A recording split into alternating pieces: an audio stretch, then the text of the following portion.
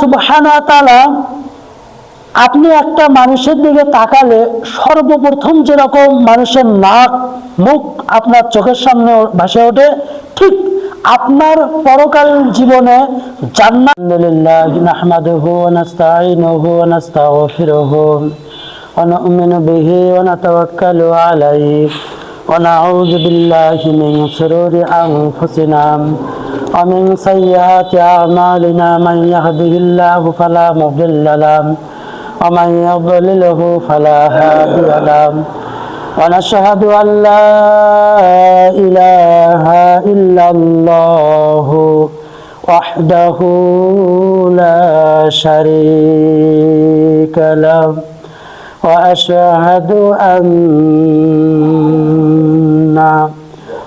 মুহাম্মাদান আবদুহু ওয়া রাসূলুহু।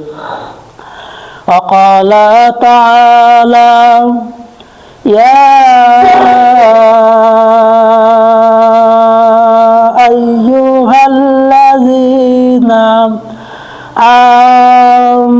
آمنوا كتب عليكم الصيام كما كتب على الذين من قبلكم لعلكم تتقون يا أيها الذين آمنوا اتقوا الله وكونوا مع الصادقين إن الله وملائكته يصلون على النبي يا أيها الذين آمنوا صلوا عليه وسلموا تسليما। সকলে দরুদ ইব্রাহিম পড়ি। আল্লাহুম্মা সাল্লি আলা মুহাম্মাদ ওয়া আলা আলি মুহাম্মাদ কামা সাল্লাইতা আলা ইব্রাহিম ওয়া আলা আলি ইব্রাহিম ইন্নাকা হামিদুম মাজিদ। আল্লাহুম্মা বারিক আলা মুহাম্মাদ ওয়া আলা আলি মুহাম্মাদ কামা বারাকতা আলা ইব্রাহিম ওয়া আলা আলি ইব্রাহিম ইন্নাকা হামিদুম মাজিদ। সমস্ত প্রশংসা সেই মহান আল্লাহ সুবহানাহু ওয়া তাআলার জন্য, যে আল্লাহ তাবারক ওয়া তাআলা আমাদেরকে বিভিন্ন ফিতনা থেকে, ফাসাদ থেকে বাছাই করে আল্লাহর ঘর মসজিদে আসার বসার, দ্বীনের কথা, কোরআন এবং হাদিসের বাণী বলা শোনার তৌফিক দান করেছেন। সেই মহান মুনিবের দরবারে সকলেই শুকরিয়া আদায় করি, দিল থেকে জোরে বলি আলহামদুলিল্লাহ। সকলেই বলি সুবহানাল্লাহি ওয়া বিহামদিহি আদাদা খালকিহি ওয়া রিদা নাফসিহি ওয়া জিনাত আরশিহি ওয়া মিদাদা কালিমাতিহি। আল্লাহুম্মা লাকাল হামদু কামা ইয়ানবাগি লি জালালি ওয়াজহিকা ওয়া আযীমি সুলতানিকা আল্লাহুম্মা আনতা রাব্বি লা ইলাহা ইল্লা আনতা খালাকতানি ওয়া আনা আবদুকা ওয়া আনা আলা আহদিকা ওয়া ওয়াদিকা মাসতাতাআত ওয়া আউযু বিযামবি লা ইয়াগফিরুয যুনুবা ইল্লা আনতা। আমাদের প্রাণ প্রিয় রাসূল, আমরা সকলে বলি সাল্লাল্লাহু আলাইহি সাল্লাম, নবীজি সহিহ হাদিসে বলেছেন, এখনই যেটা আমি পাঠ করলাম আপনাদেরকে সাথে নিয়ে, এটার নাম হলো সাইয়্যিদুল ইস্তেগফার। সাইয়্যিদুল ইস্তেগফার শব্দের অর্থ হলো ইস্তেগফারদের মধ্যে সবচেয়ে বড় ইস্তেগফার হলো এটা। বলেন সুবহানাল্লাহ। নবীজি বলেছেন, ফজরের সালাতের পরে কেউ যদি একবার পাঠ করে আর মাগরিবের পূর্বে যদি সে মারা যায়, আমাদের প্রাণ প্রিয় রাসূল বলেছেন উনি জান্নাতি। আমি যদি ফজরের সালাত আদায় করে থাকি আর এই দোয়া পড়ে থাকি, আমার নিঃশ্বাস বন্ধ হতে দেরি, জান্নাতে যেতে দেরি নাই। বলেন সুবহানাল্লাহ। আল্লাহ সুবহানাহু ওয়া তাআলা আমাদেরকে বিভিন্ন যোগ্যতা দিয়ে বিভিন্ন পেশায় নিয়োজিত করে আল্লাহ পাক আমাদেরকে সৃষ্টি করেছেন। এখনই যদি আমি বলি, ভাই আপনার পকেটে কত টাকা আছে, দেখবেন সবার পকেটের টাকার সাথে সবার পকেটের মিল হবে না। কথা বলেন ঠিক কিনা? সবার দিলের সাথে কারো দিলের মিল হবে না, আবার সবার নামের সাথে সবার নাম মিল হবে না। এভাবে মানুষকে বিভিন্ন যোগ্যতা দিয়ে আল্লাহ পাক সৃষ্টি করেছেন। আল্লাহর কাছে জাহান্নাম আছে, এটা আল্লাহ সুবহানাহু ওয়া তাআলার কাছে এরকম ভাসমান, সর্ব স্পষ্ট ভাবে আল্লাহ পাক দেখতে পারতেছে যে আমাদের ভাগ্যে জান্নাত আছে না জাহান্নাম আছে। বলেন আলহামদুলিল্লাহ।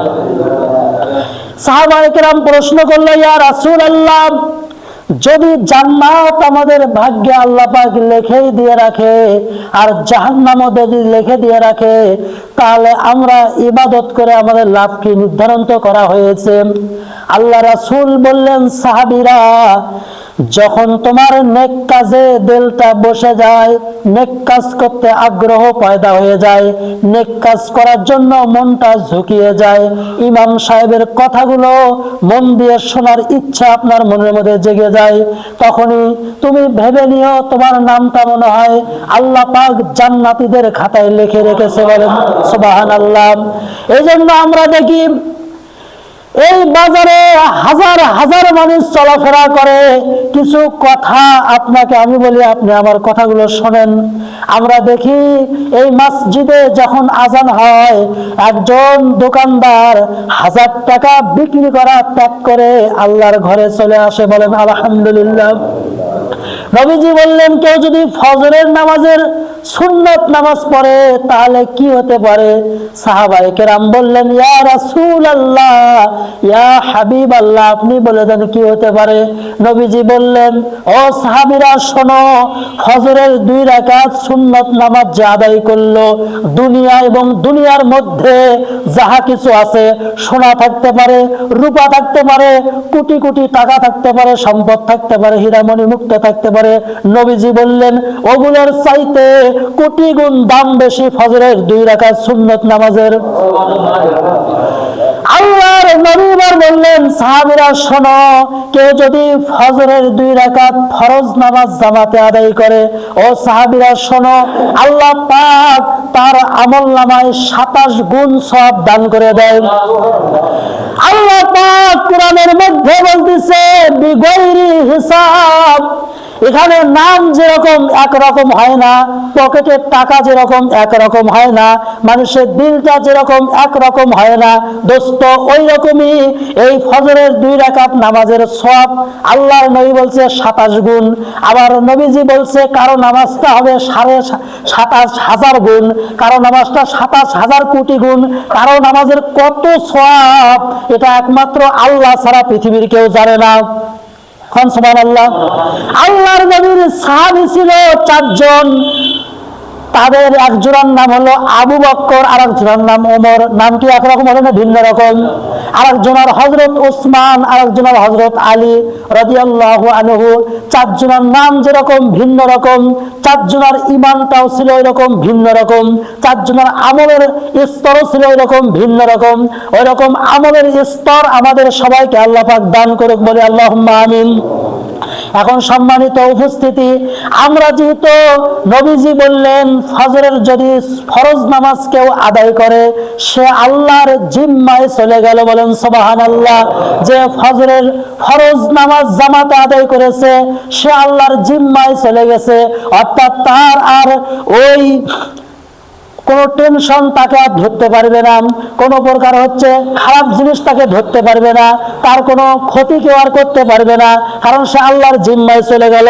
হুজুর কি বলেন, আজকে ফজরের সালাত আদায় করেছি অথচ দিনের বেলায় আমার 1 লাখ টাকার ক্ষতি হয়েছে, আপনি বললেন ক্ষতি হবে না, নবীজি বলেছেন ক্ষতি হবে না, তার মানে ক্ষতি হবে না। হলো কেমনে? হলো হচ্ছে আপনার ফজরের সালাত কবুল হয় নাই। নাউজুবিল্লাহ। আপনার যদি ফজরের সালাত কবুল হতো আপনার জিম্মাদারি আল্লাহ পাক নিয়ে নিত, বলেন সুবহানাল্লাহ।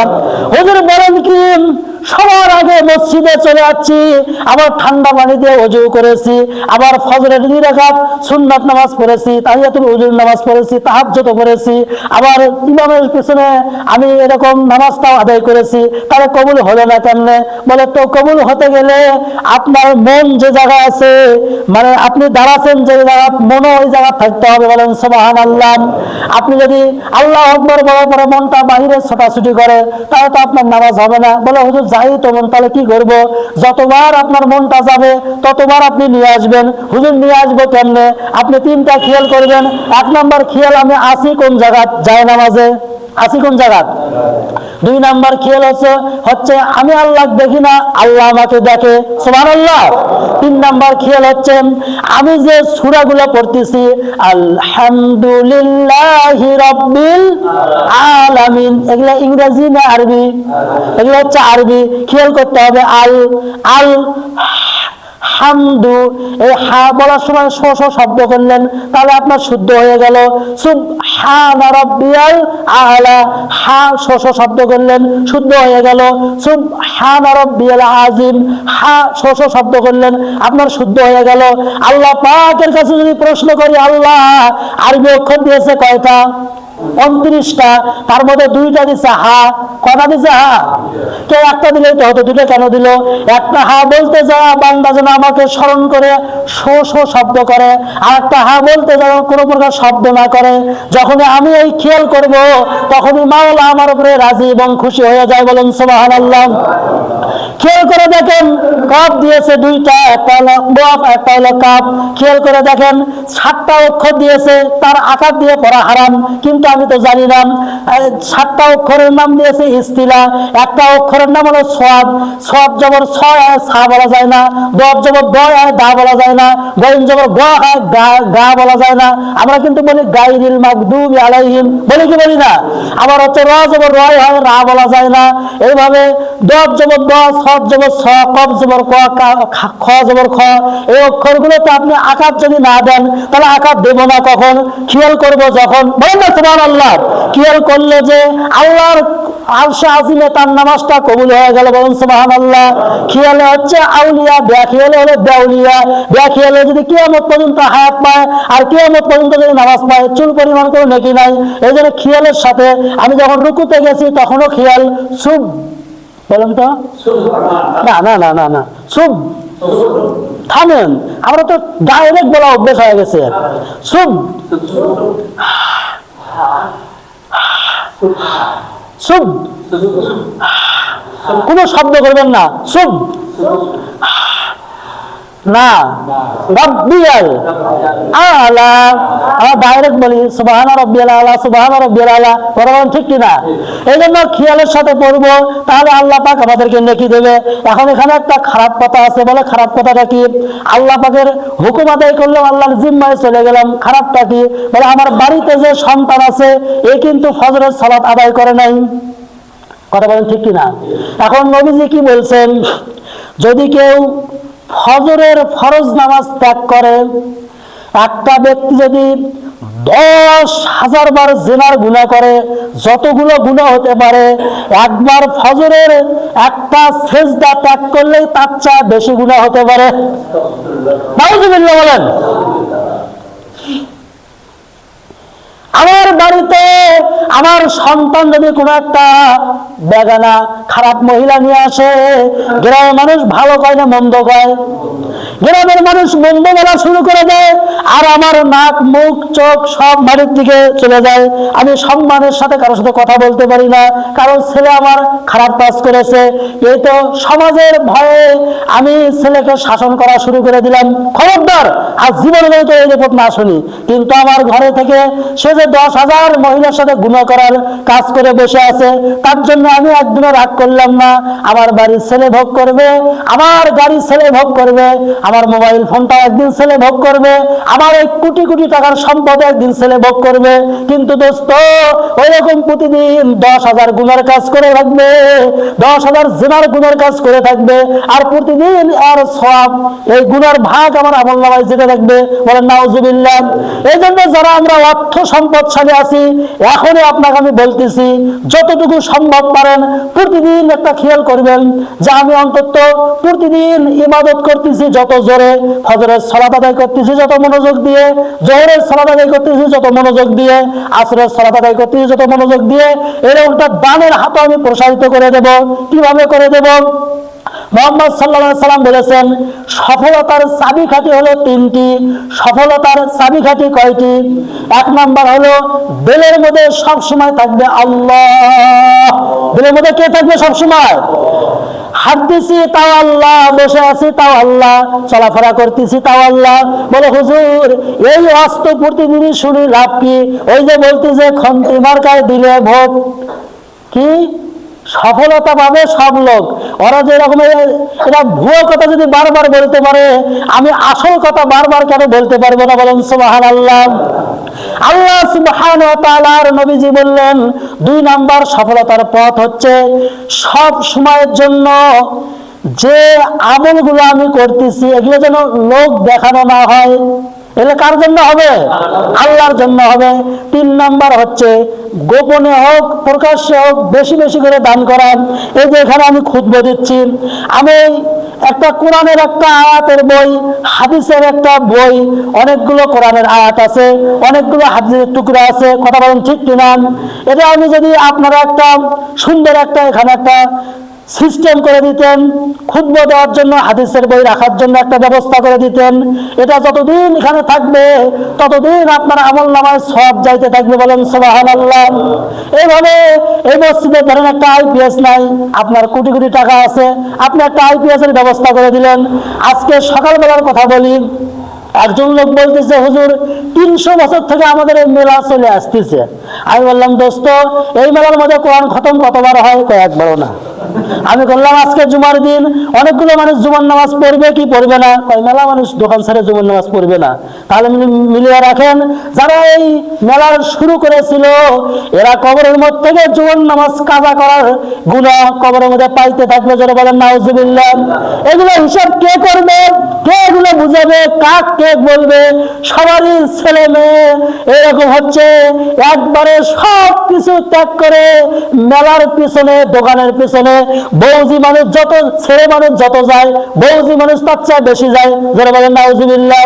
এদের হচ্ছে উদ্ভাবনকারী ছিল হিন্দু, উদ্ভাবন এর শুরু ছিল হিন্দু, কিন্তু এখন শেষ করতেছে মুসলমান। কথা বলেন ঠিক কিনা? দোস্ত, আপনি আমি গুনাহের সাথে লিপ্ত হয়ে গেছি, কিন্তু বুঝতেছি না এটা গুনাহের দিনের কাজ। আমি হাজি মানুষ, আমি গাজী মানুষ, আমার জমিতে এই মেলা বসে গেছে, আমার লাভটা কি? বলে শেষের দিকে আমাকে 500 টাকা দেবে। আমি এই 500 টাকা যখন পাইতাম না তখনও কিন্তু আমার সংসার চলতো। আজকে আমি 500 টাকা পাইছি, এরপরেও কিন্তু সংসার আমার চলতেছে।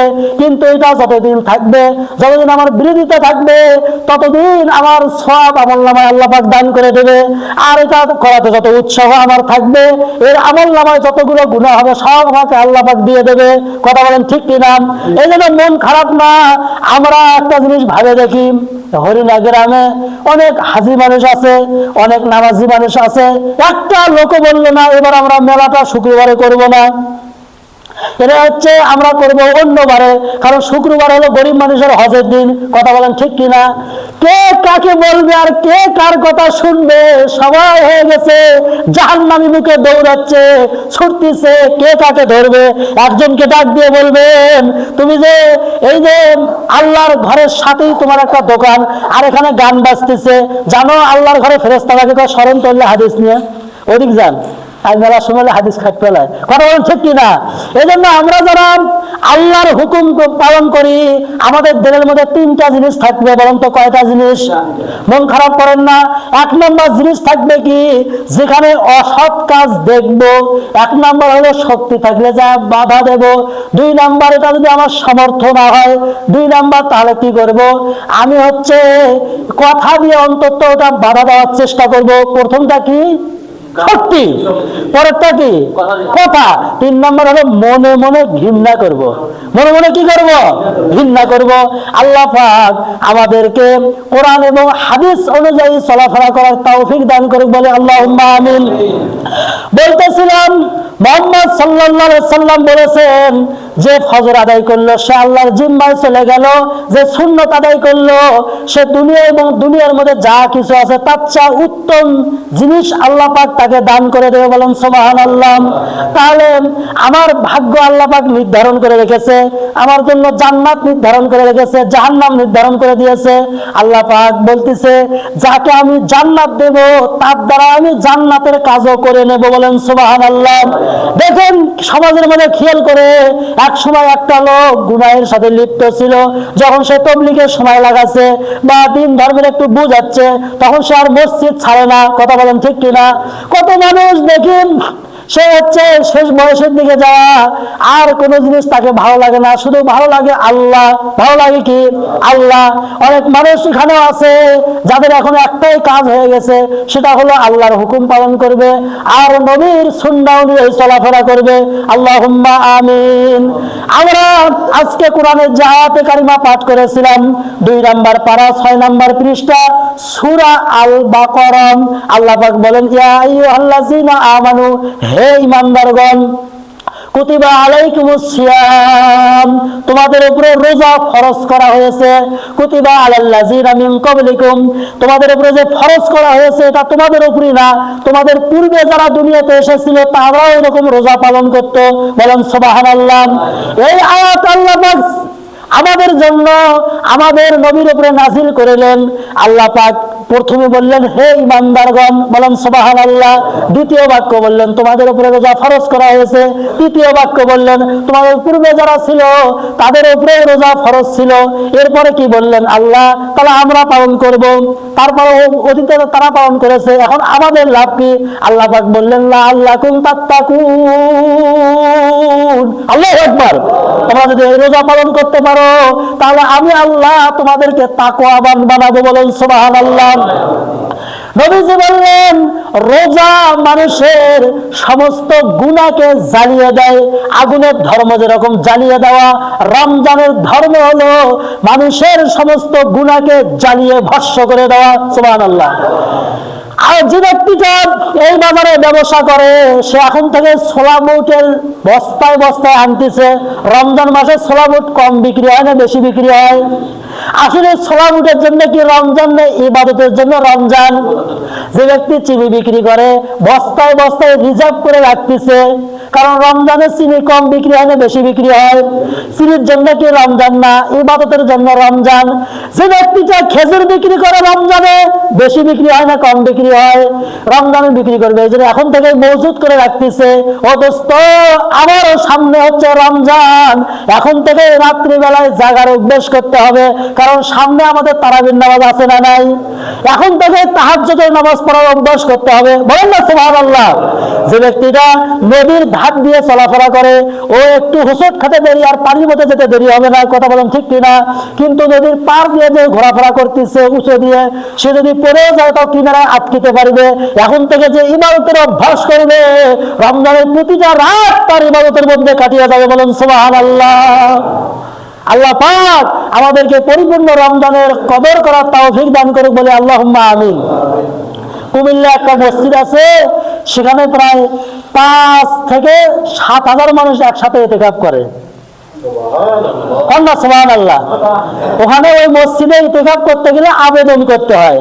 সরকারি চাকরি করলে যেরকম আবেদন করতে হয়, ওই মসজিদে ইতিকাফ করলে আবেদন করতে হয়। শাবান মাসের 15 তারিখের আগে আবেদন সব নেওয়া বন্ধ করে দেয়।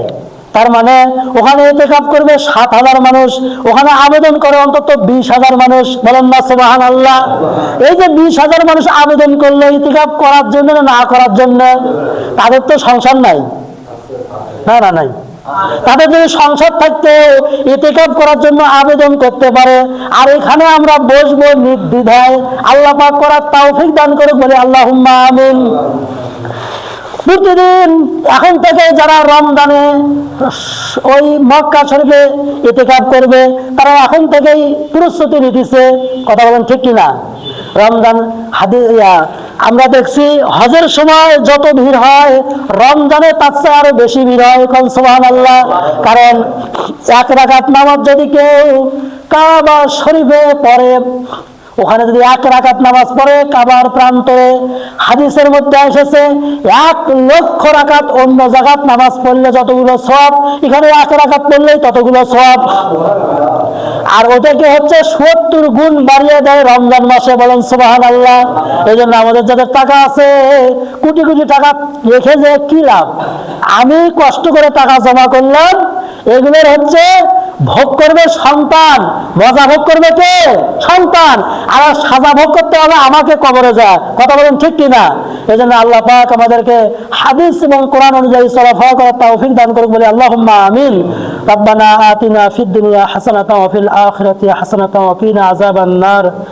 আল্লাহুম্মা গফির ওয়ারহাম ওয়া আনতা খায়রুর রাহিমিন।